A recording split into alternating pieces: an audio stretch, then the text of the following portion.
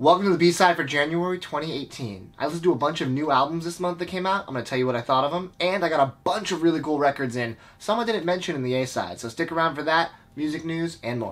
Oh yeah, and there's a giveaway this month. You're welcome.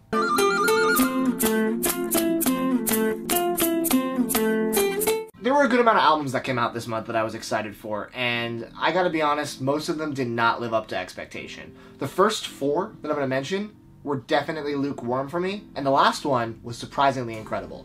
So let me go through the bleh until I get to the good stuff. Tune Yards, I Can Feel You Creep Into My Private Life. Yeah, like I expected, you know, it felt a lot like Nicky Knack, where I think that Marrow is incredibly talented as a songwriter, as a performer especially, but the actual songs didn't do it for me. They all felt kind of similar, kind of uninspired. It didn't have that punch that Who Kill had, which what drew me into her in the first place. I listened to the first couple tracks and I was like, yeah, not for me. Django, Marble Skies. Again, loved their first album, and I gave the first 3 or 4 tracks of the new album a listen. Again, I was bored. I just didn't feel like they had the kind of unique energy that they captured in that first album. It just, pass. Mimicking Birds, Layers of Us. Very pretty sound, but by the 3rd or 4th track, everything kind of started to sound the same. They didn't really have anything distinctive within the album to keep me interested. So, first track, great. Second track, started to lose me, etc., etc. Maybe this one I'll give another shot because I do like their aesthetic. But overall, this is a pass for me. Nightmares on Wax, Shape the Future. This is one I'm going to say no to right now, but I am going to go back to it because I really enjoy all of his previous catalog. This one just seemed like it didn't grab me at first, and it took a little bit more to get into. I think you have to spend some time with this one. It's definitely a grower. The tracks are long, they kind of meander, and they definitely have depth to them that I couldn't capture on the first listen. But overall, it was somewhat forgettable compared to his earlier stuff. And I read some reviews, not what most people are saying, but that just means I probably need to spend more time with it. And then finally, the album I actually loved this month was Nils Frahm, All Melody. Now, Nils Frahm is a modern classical ambient artist that has some really interesting arrangements up to this point. All Melody throws that all out the window, and he just comes at you with this completely new sound that's complex, textured, and full of pop sensibilities. It's almost like he just exploded within his own genre, and he has a bunch of people featured on it. It's not just him, and because of that, it has this giant, powerful group feel to it. I was blown away by this album. This is definitely Album of the Year contender just from one listen.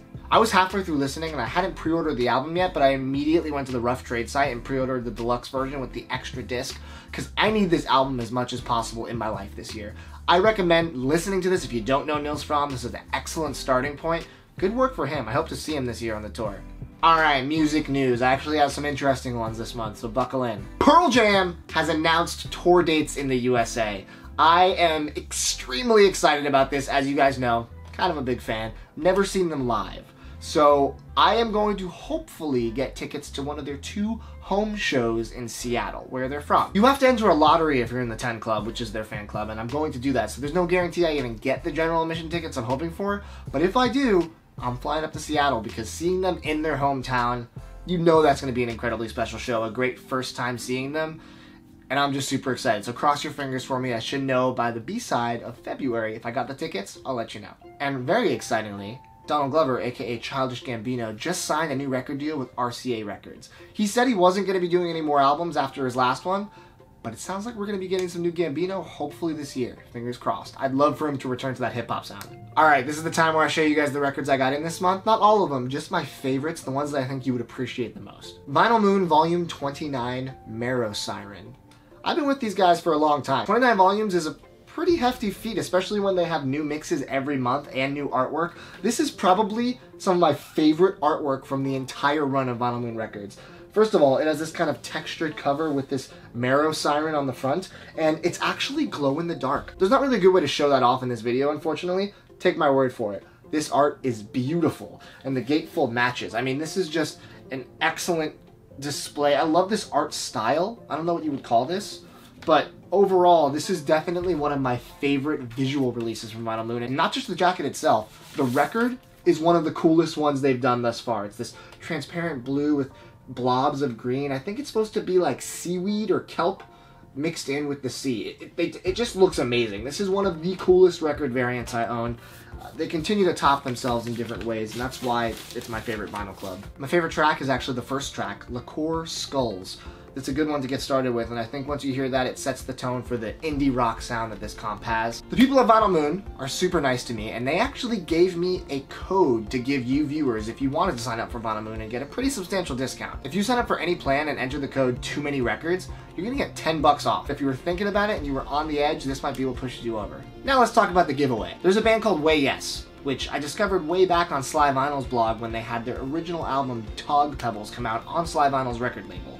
I bought it, I loved it. It was one of my favorite indie pop records of the year. They finally have released their follow-up, Tuna Hair, and it's a great album. I'm super stoked that it definitely lives up to the expectation after the first one. And Sly Vinyl decided to release their second album as well in collaboration with Gold Robot Records. So the variant is random color. I don't know if they're all gonna look as beautiful as this, but mine looked awesome. I was super excited about this. It's this clear with blue splatter, but it has this interesting black smoke tint to it. Really excited about how that came out, and as a random color variant, you know, that's probably the coolest random color kind of you get what you get thing that I've ever had.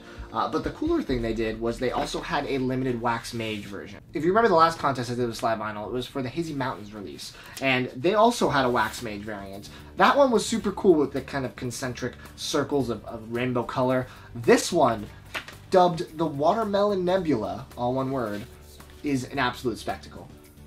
It has this really cool nebula design that just is this really interesting, like, futuristic, alien-like splatter. I love this. This is definitely, without a doubt, one of the coolest records in my collection, visually. This sold out very fast, and it's numbered. I am number 10. I believe it's out of 25. Sold out very fast, and I'm very lucky to have this Wax Mage in my collection.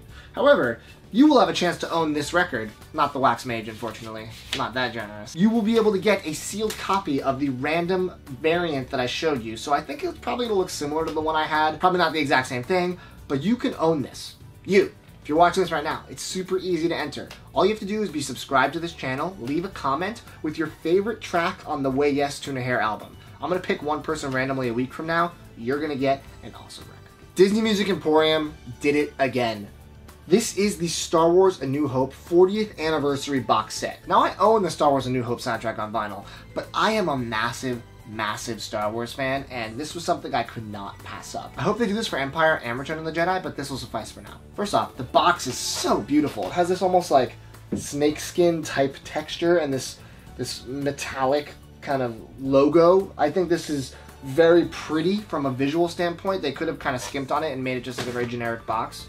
They did not. So you open it up, and I'm gonna put the beautiful box down, and the inside is actually the same material with this really nice kind of foil, spot foil for all the text on it. Just a really genuine deluxe version of this soundtrack, and there's a bunch of goodies inside, which I'm gonna show you. So built into this book is a huge photo book with sketches of various concept art and stills from the film and from filming, and this is a Star Wars lover's dream. There's written articles about the movie, and it's just, if you're a Star Wars fan, you're gonna sit and read all of this.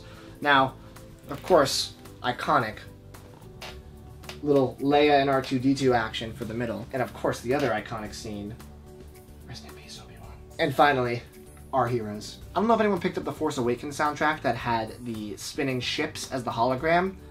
This bad boy packs a hologram too. Why don't you see what it is?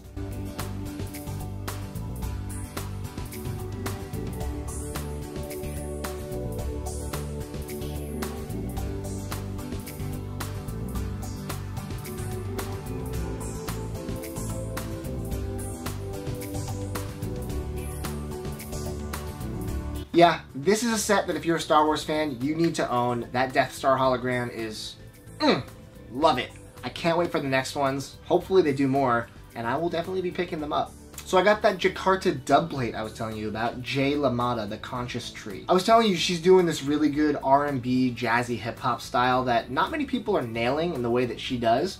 I was so lucky to grab this. This is, I guess, alternate cover art, and on the back, they have it numbered. So it's numbered 42 out of 150. The original art from the Bandcamp, they gave a little sticker to, so a little nod to that. It sounds great. And the album as a whole is terrific. I'd only heard the first few tracks before I ordered it, got one of the last copies on the Bandcamp before it sold out. If you're a hip-hop fan, I would put your eyes on Jakarta because they are putting out some awesome hip-hop that are very limited in quantities. So if you like underground hip-hop stuff doing interesting new things, keep an eye on them. I recently went to a concert by myself because I couldn't find anyone to go with me, but that's okay. I had a great time. That's because the concert was the Final Fantasy Distant World show. This happens every so often. There's a huge orchestra that performs tunes from all the Final Fantasies, and it's supposed to be a beautiful experience that I hadn't experienced yet as a huge Final Fantasy fan. You can see right there, I'd have a whole shelf dedicated to Final Fantasy collectibles. I've wanted to go to the show. Tickets were kind of pricey. Everyone was like, that's too expensive. I went and had an amazing time. And at the show, they were selling a tour-only vinyl record. This has some of my favorite tracks from the Final Fantasy series, including Liberi Fatali, the opening bombing mission, Aerith's theme, One-Winged Angel. This is just something I'm really happy to own as a Final Fantasy fan. I don't know if I would have owned it if I didn't go to the show, at least not for a good price. So inside is some cool pictures, and it's just on black vinyl, but you don't need more than that to show off Nobuo Uematsu's amazing music. So I can't wait to listen to this. The orchestra sounded beautiful live. I almost cried when they played Cosmo Canyon from Final Fantasy VII. Almost. Indie label I Am Shark has another amazing soundtrack release, and I have to show it off to you guys. I don't know if you know about this film. It's called Attack the Block. Mr. John Boyega stars in it before his Star Wars breakthrough where everyone in the world knows who he is. This was his first big role. And it's a great, great movie. I don't even want to say anything about it. It's kind of an alien movie. But it's very stylistic and fun and edgy, and the soundtrack is what ties the movie together, and I was surprised to see that there wasn't really an accessible version of the soundtrack on vinyl. So I Am Shark decided to remedy that, and they put it out on this beautiful gatefold, and they did it, interestingly enough, on glow-in-the-dark vinyl. Again, can't really show you the glow in this video very well. It's kind of hard to do that, but it does glow. And it's awesome. Something I will say, glow-in-the-dark vinyl is supposed to have the lowest fidelity with a lot of surface noise. I don't own any other glow-in-the-dark vinyl that I've actually listened to. I've listened to this, and it sounds very good. It's definitely listenable. There is a bit of hiss underneath the music, I guess because of the variant. I don't think it took away from the music. I still enjoyed the listen. But if you want the absolute highest fidelity, just be aware that it does have a bit of hiss. This is just a great collector's item though, and if you're a fan of the movie, you have to own it. They also made a bunch of enamel pins that you can get if you're a super fan. They got Moses with his little hood and bandana. They have this really cool glitter Attack the Block. Then they got these creepy Attack the Block teeth. Huge fan of this label, everything they put out. Good work, guys. I was holding off buying this album for a very long time. This is, if you don't know, Superunknown by Soundgarden. Their most commercial success, arguably their best. I think it's tied with Bad Motorfinger for their best. But this is a grunge landmark album. I mean, everyone's heard Black Hole Sun, most people have heard Spoon Man, but this album's full of hits that you probably have heard and didn't realize was Soundgarden or forgot was Soundgarden. I wanted to wait to get a special copy of this, and that I did. I ended up getting a promo copy on clear vinyl. Yes, this looks so nice. I'm so stoked that I found this for a good price. This goes for easily 150 bucks plus online. I got it for less than 100. Only thing I don't love is that the sticker is right on the cover. I don't know if the person who owned this before me did it. I looked on Discogs and there was another picture of the jacket and it had the sticker on the cover as well. So maybe that's just how it came out. I don't know why they would do that. I never understand why people put the hype stickers on the jacket. For me, that seems like a huge devalue of the visual aspect, but it's another matter. Yeah, Superunknown is amazing. This clear pressing doesn't sound exceptional. It's definitely, I would assume, because it came out in the 90s, it might have been a digital master. I'm not sure. It sounds fine, but this is mostly for a collectible aspect. I'd like to find the best quality Superunknown there is, and I know there's one version, I think it's from Germany, that has the highest fidelity, and I'm gonna look out for that, so we'll see. Alright, I teased this in the last video, and now it's time to show you. This is the single from Hristo, Take It With a Big Spoon. The reason I wanted to show you guys this is because someone mentioned it in a previous video. I did not own it, and the second he said it, I had to own it. This is a 7-inch record, clear, seems fairly normal. What's that? Beeswax! The B-side is actual, real beeswax. The guy who made this music, he keeps bees, and he managed to put actual beeswax on the record, and they sealed it with some kind of sealant so it won't like chip off or get sticky or anything. But this is such a unique record. It plays the A-side, the B-side does not play, but just a really cool novelty item, and I'm really happy I have it because the track is good, and this is definitely a cool oddity in the vinyl world. If you guys watched my top 10 albums of 2017, you would have noticed that Cornelius' Mellow Waves made the list. Japanese musician, first album in years, absolute knockout, and I had to get the deluxe version. There wasn't a vinyl version for the first couple months of its release, and I was kind of getting the shakes about it. But then he decided to release a standard and deluxe version. That's right, he put a pop-up inside. I love when people do pop-ups in records, and not many people do it. So really nice, beautiful scenery pop-up. Fits the album art super well, and of course it's on colored vinyl. And he included a zoetropic insert, which has this really cool effect. I've shown this off in a couple of videos before, where if you shine a light on it in the right way and it spins, it does this cool animation. And he could not have matched the album art more perfectly with this black and gray splatter on white vinyl. Last but not least, another member of my top 10 albums of 2017 list, Milo, has an alternate alias called Scallops Hotel. Those records are very hard to find. I managed to find it for about half what it goes for. This is Plain Speaking. It has a really cool embossed cover of the man himself on the front, and it's on black vinyl, but the music is so good.